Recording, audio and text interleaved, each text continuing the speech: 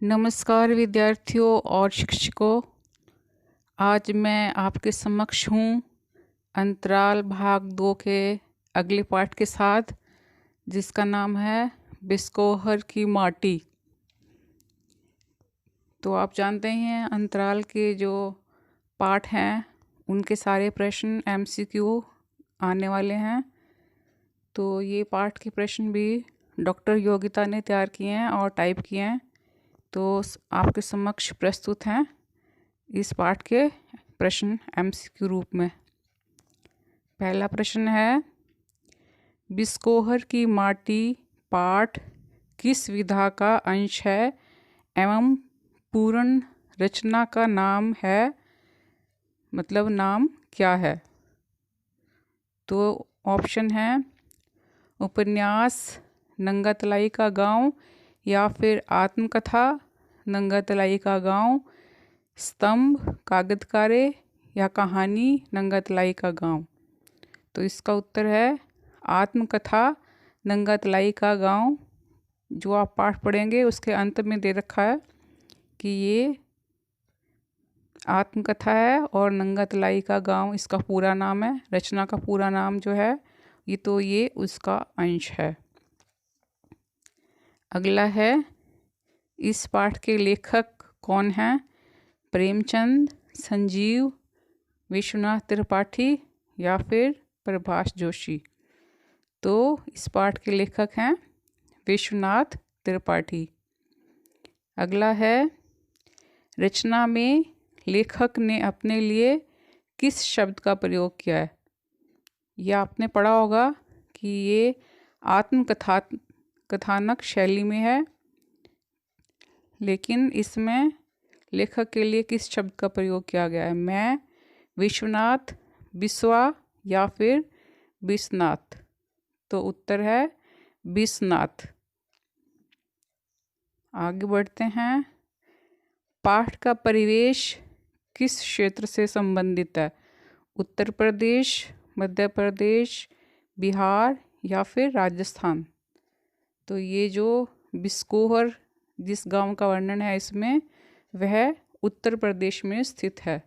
तो ये उत्तर प्रदेश क्षेत्र से संबंधित है। आगे बढ़ते हैं, इस पाठ में किन ऋतुओं का वर्णन किया गया है? शिशिर ग्रीष्म वर्षा, या फिर शरद ग्रीष्म वर्षा, या फिर वसंत वर्षा ग्रीष्म, या हेमंत ग्रीष्म और वर्षा ऋतु। तो इसमें शरद ग्रीष्म और वर्षा ऋतु का वर्णन किया गया है। आगे बढ़ते हैं, लेखक के गांव में कमल पत्र, कमल के बीज और कमल के नाल यानी तना को क्या कहते हैं? ऑप्शन है कोइया, कोकाबेली कुमुद, या कमलगट्टा बसीण पुरैन, या फिर पुरैन बत्तिया बसीण, या पुरैन कमलगट्टा या बसीण। तो उत्तर है अंतिम वाला, कमल पत्र कहते हैं पुरैन को, कमल के बीज कमलगट्टा और कमल की नाल को बसीण कहते हैं। आगे बढ़ते हैं, तालाब में खिले सफ़ेद जल पुष्प कुमुद का अन्य नाम क्या है? कोइया, कोकाबेली, उपरोक्त दोनों, या इनमें से कोई नहीं। तो कोइया और कोकाबेली दोनों ही कुमुद के नाम हैं, यानी उपरोक्त दोनों। आगे बढ़ते हैं, लेखक ने माँ की तुलना बतख से क्यों की है? अपनी नज़रों के सामने रखने से, उसके खाने पीने का ख्याल रखने के कारण, उसकी देखभाल करने से, या बच्चों के प्रति सतर्क रहने से। तो बतख से तुलना इसलिए की है क्योंकि वो बच्चों के प्रति सतर्क रहने के कारण। आगे है, बच्चे का माँ का दूध पीना लेखक की दृष्टि में क्या है? पेट भरना, माँ से चिपके रहना, दांत से काटना, या सारे संबंधों का जीवन चरित्र। तो इसका उत्तर होगा, क्या होगा? सारे संबंधों का जीवन चरित, क्योंकि ये खाली पेट भरने से इसका अर्थ नहीं है। तो जीवन के सारे संबंध इससे चरितार्थ होते हैं। लेखक ने किस अत्याचार की बात कही है? लेखक की माँ की मृत्यु, दाई द्वारा पालन पोषण, माँ के दूध पर छोटे भाई का कब्जा या शिक्षा पूर्ण न होना। तो इसका उत्तर आएगा माँ के दूध पर छोटे भाई का कब्जा, क्योंकि लेखक का छोटा भाई आ गया था तो माँ का दूध उसको मिलने लग गया था, तो इसको लेखक ने अपने पर अत्याचार माना। लेखक ने बचपन के आकाश का वर्णन किस प्रकार किया है? चंदा मामा है और उसमें बुढ़िया है जो बच्चों की दादी की सहेली है, या चंदा चांद धुक धुक कर चलता है, कभी छुपता और निकल आता है, या चांदनी माँ जैसा पुलक स्नेह और ममता देती है, या उपरोक्त सभी। तो ये सारे कारण जो सब दे रखे हैं, उपरोक्त सभी, इसका लेखक ने अपने बचपन के आकाश में से वर्णन किया है। तो ये उपरोक्त सभी इसके उत्तर हैं। आगे है, कृष्ण किस पेड़ की डाली पर झूला झूलते थे? आम, सेमल, कदम, शीशम। तो उत्तर है कदम। ये कविता में भी आता है, कदम का पेड़। तो ये कदम। पाठ में कमल के पत्तों का क्या उपयोग बताया गया है? भोजन परोसना, पानी पीना, झोंपड़ी की छत बनाना, या अकाल पड़ने पर खाना। तो उत्तर है भोजन परोसना, यानी कमल के पत्तों पर भोजन परोसा जाता था। इनमें से कोइया की कौन सी विशेषता नहीं है? आकर्षक गंध, भारत में अधिकांश स्थानों पर पाया जाता है, शरद ऋतु में उगना, या ग्रीष्म ऋतु में उगना। तो बताइए कौन सी विशेषता नहीं है? भाई शरद ऋतु ग्रीष्म ऋतु दोनों ऋतुओं में से एक ही होगी ना। तो इसका उत्तर है कि ये शरद ऋतु में उगता है, और इसकी विशेषता क्या नहीं है, ये ग्रीष्म ऋतु में नहीं उगता। तो वो अंतिम जो उत्तर है वो सही है। गांव में देवी का फूल किसे माना जाता था? गुड़हल, हरसिंगार, बरभंडा, या कुमुद। बताइए। तो देवी का फूल गुड़हल को माना जाता था। आगे बढ़ते हैं। बरभंडा, जिसे सत्यानाशी भी कहते थे, का उपयोग किस प्रकार होता था? सत्यानाश करने में, आँख आने पर इलाज करने में, बर्रे ततैया का डंक झाड़ने में, या सूंघने और कान में खोसने में।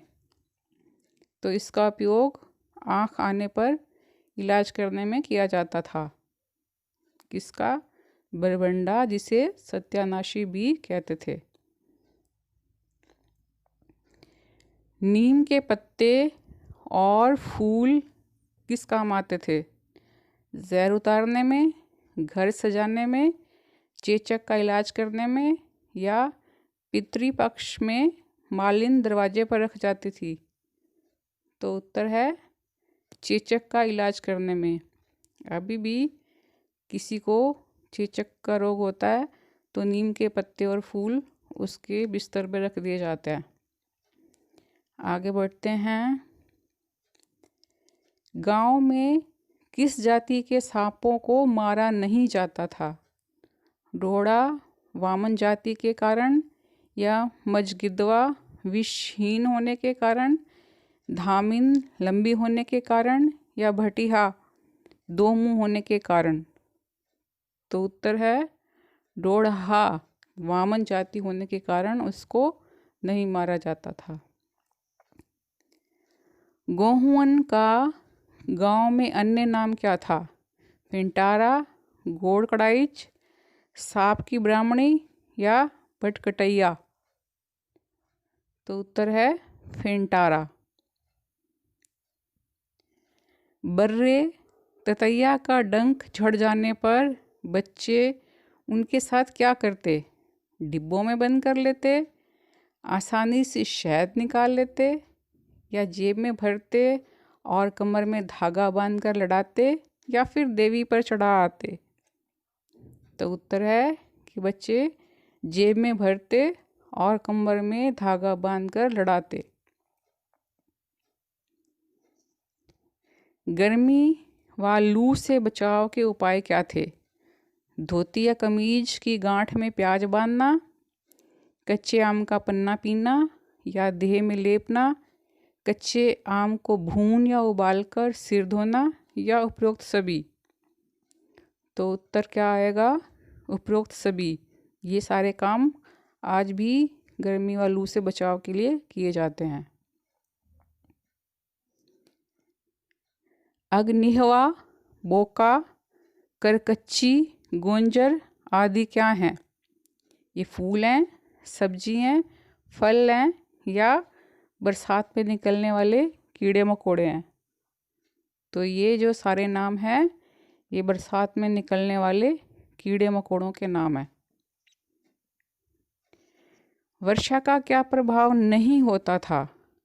वनस्पति नवहरित आभा में वनस्पति लहराती, बूढ़ी राप्ती नदी निखर उठती या तालाब का जल नीला, अगाध और पवित्र लगता, तालाब से देवी देवता प्रकट होते या कुत्ते, बकरी, मुर्गा मुर्गी पुलकित होते और थिरकते?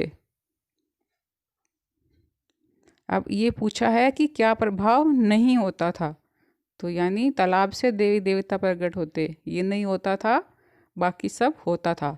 तो आप ध्यान रखना प्रश्न में क्या पूछा जा रहा है, क्या होता है या क्या नहीं होता है, तो उसके हिसाब से आपको जवाब देना होता है। लेखक के अनुसार किस ऋतु में सबसे अधिक संगीत होता है? वसंत, वर्षा, शरद या हेमंत? आपको क्या लगता है? वर्षा ऋतु में, यानी जब वर्षा की बूंदें गिरती हैं तो उससे भी एक संगीत उत्पन्न होता है। तो लेखक के अनुसार इसी वर्षा ऋतु में ही सबसे अधिक संगीत होता है। बतिया, कथरी और बरहा, इनका क्या अर्थ है? बिछोना, फल का अविकसित रूप, खेतों की सिंचाई के लिए बनाई गई नाली या फिर बातें, कथन, धीमे स्वर में रोना या बातचीत, कहना, विरह का लोकगीत या फल का अविकसित रूप, बिछोना, खेतों की सिंचाई के लिए बनाई गई नाली? तो बतिया का अर्थ है फल का अविकसित रूप, कथरी का अर्थ है बिछोना और बरहा का अर्थ है खेतों की सिंचाई के लिए बनाई गई नाली। तो इस पाठ में जो ये शब्द दे रखे हैं ये आम भाषा का रूप नहीं कह सकते, ये आंचलिक भाषा है जो अंचल में प्रयोग होते हैं और आपके लिए ये थोड़े से अलग हो सकते हैं, लेकिन पाठ का उद्देश्य भी यही है कि हम इन आंचलिक शब्दों के बारे में जान सकें। आगे बढ़ते हैं। इफरात, अगाध और भीटो का क्या अर्थ है?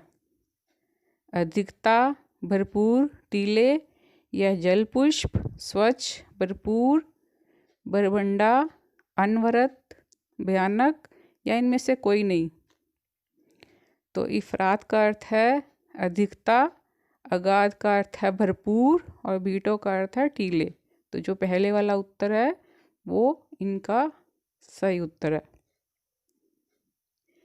किस में फूल नहीं होते? धान, गेहूँ, जौ, भुट्टा, अरहर, उड़द, चना, मटर, सेमल, कदम, बेर या इनमें से कोई नहीं। तो उत्तर है कि ये जो सारे चीज़ों के नाम दे रखे हैं इन सब में फूल होते हैं, तो इनमें से कोई नहीं। बिस्कोहर की उस औरत की तुलना लेखक ने किससे की? बरसात की रात की सुगंध से, जूही की लता बन गई चांदनी से, बरसात की भीगी चांदनी से, या फिर आकाश और चांदनी के संगम से। तो उत्तर है कि लेखक ने उसकी तुलना जूही की लता बन गई चांदनी से की। लेखक के अनुसार किस गंध को नारी शरीर या श्रृंगार से नहीं जोड़ते? फसल, पुआल, नीम या चिकनी मिट्टी? तो लेखक के अनुसार नीम की गंध को नारी शरीर या श्रृंगार से नहीं जोड़ते। आगे बढ़ते हैं। लेखक के लिए काल और इतिहास को पार करने के सबसे बड़े सेतु क्या हैं? संगीत, गंध बच्चे, वनस्पति चांदनी आकाश, फूल चांदनी वर्षा या संगीत नृत्य गायन? तो उत्तर है संगीत, गंध और बच्चे। बड़े गुलाम अली खां साहब किस क्षेत्र के प्रसिद्ध व्यक्ति थे? शास्त्रीय संगीत गायन, सितार वादन, अभिनय कला या नृत्य कला? तो आपने पाठ में पढ़ा ना कि बड़े गुलाम अली खां साहब ने ठुमरी गाई थी। तो ठुमरी गायन किस में आता है? शास्त्रीय संगीत गायन में। बिल्कुल सही। तो पहला उत्तर आएगा शास्त्रीय संगीत गायन। उस नारी की स्मृति के साथ मृत्यु का बोध अजीब तौर पर जुड़ा है। इसके क्या सूचक हैं? अब तो आ जाओ साजन, पहाड़ी ठुमरी, आजीवन शर्माना, कभी ठीक से भेंट ना होना, या सफ़ेद साड़ी और आँखों में आर्द्र व्यथा? क्या उत्तर है?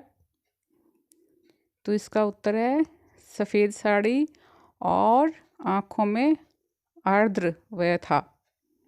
आगे बढ़ते हैं। उस औरत को देखकर लेखक को लगा प्रकृति सजीव नारी बन गई थी और वह उसमें डैश डैश और डैश सब देख रहे थे। क्या देख रहे थे? पेड़, लता, चांदनी, जाड़े की धूप, चैत की चांदनी, बरसात की चांदनी, या फिर संगीत, सौंदर्य, जूही की सुगंधी, या आकाश, चांदनी और सुगंधी? क्या देख रहे थे? तो वे उसमें देख रहे थे आकाश, चांदनी और सुगंधी। गांव में बरसात के बाद की कौन सी तकलीफ नहीं है? गंदगी, कीचड़, बदबू, बाढ़, सिवान, खेत खलिहान में पानी, गीली लकड़ी, कंडे से धुआं, उबस का मांझा लगने से मछलियों में नया जीवन? तो आप इसमें पूछा है कौन सी तकलीफ़ नहीं है। तो ये तकलीफ़ें तो थी गंदगी, कीचड़, बदबू, बाढ़, सिवान, गीली लकड़ी से धुआं, कंडे मतलब गोबर के जो उपले होते हैं उसको कंडे बोलते हैं। तो इसमें क्या था? उबस का मांझा लगने से मछलियों में नया जीवन। नया जीवन नहीं था, उबस का मांझा लगने से मछलियाँ कभी कभी मर भी जाती थी। तो ये तकलीफ़ थी। तो इसलिए ये उत्तर आएगा कि मछलियों में नया जीवन। तो ये उत्तर इसका ये वाला माना जाएगा। आगे बढ़ते हैं। लेखक ने अपने जीवन में माँ, गांव और प्राकृतिक परिवेश का वर्णन करते हुए डैश डैश डैश को पाठक तक पहुंचाने की कोशिश की है। तो क्या कोशिश की है? बचपन, ग्रामीण, भयमुक्त वातावरण के लिए, ग्रामीण जीवन शैली, लोक कथाओं और लोक मान्यताओं को बताने के लिए, या फिर अपने पर हुए अत्याचार, ग्रामीणों की तकलीफ या प्राकृतिक संपदा को बताने के लिए, या सौंदर्य, भय मिश्रित वातावरण या बचपन को पाठक तक पहुंचाने के लिए? क्या आएगा इनमें से? तो लेखक ने ग्रामीण जीवन शैली, लोक कथाओं और लोक मान्यताओं को पाठक तक पहुंचाने की कोशिश की है। कौन से जीव जंतु विषहीन हैं? धामिन, गोहुन, घोरकड़ाइज या डोडहा मजगिदवा? डोडहा मजगिदवा या धामिन या फेंटारा घोरकड़ाइज बटिहा। देखिए नाम भी कैसे कैसे हैं, कभी आपने सुने भी नहीं होंगे, मैंने भी कम ही सुने ये नाम। तो लेखक की जानकारी देखिए कितना विशाल है। पेड़ पौधों की जानकारी दी है इसमें, तरह तरह के जीव जंतुओं की जानकारी दी है। तो इस पाठ का उद्देश्य भी यही है कि हम सब इनसे परिचित हों। तो इसका उत्तर क्या है कि डोडहा, मजगिदवा और धामिन ये जो हैं ये विषहीन हैं। आगे है, कौन कौन से जीव जंतु खतरनाक हैं? भटकटैया, परभंडा या डोडहा, धामिन, मजगिदवा या गहुवन, घोरकड़ाइज, बटिहा, खेकसा, कुटकी, कोहड़ा। क्या है इनमें से खतरनाक? तो इसमें से खतरनाक है गहुवन, घोरकड़ाइज और भटिहा।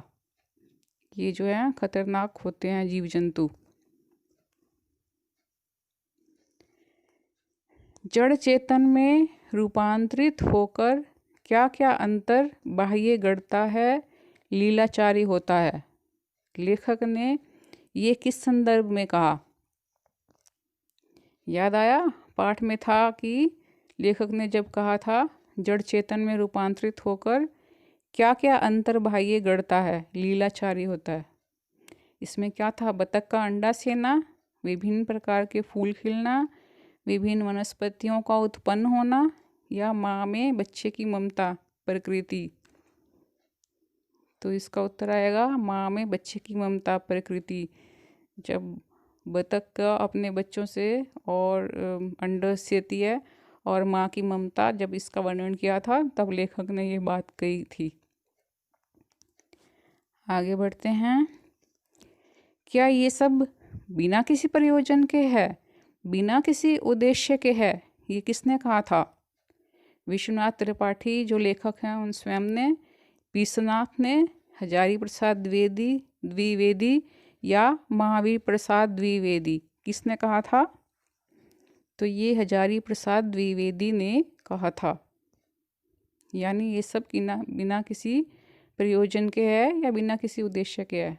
तो ऐसा नहीं है, परमात्मा ने जो भी सृष्टि बनाई है उसके पीछे कोई ना कोई प्रयोजन, कोई ना कोई उद्देश्य अवश्य है। हम बढ़ते हैं अपने अंतिम प्रश्न की ओर। लेखक बचपन में जिस स्त्री के प्रति आकर्षित हुआ था उसने उसे पहली बार कहाँ देखा एवं उस समय लेखक की उम्र क्या थी? बढ़नी में एक रिश्तेदार के यहाँ 10 साल, संतोषी भैया के घर 10 साल, बिस्कोहर में 10 साल, ठुमरी गायन के समय 20 साल। तो इसका उत्तर है कि लेखक ने उस स्त्री को बढ़नी में एक रिश्तेदार के यहाँ देखा था और उस समय लेखक की उम्र केवल 10 साल थी। तो ये इस पाठ के MCQ थे। आशा है आप अच्छी तरह से समझ गए होंगे, और अगर आपको लगता है कि ये आपके सहपाठियों के लिए भी उपयोगी हैं तो आप उनके साथ शेयर कर सकते हैं। हम अगले पाठ में फिर से मिलेंगे, तो पढ़ते रहिए और आगे बढ़ते रहिए। मिलते हैं फिर।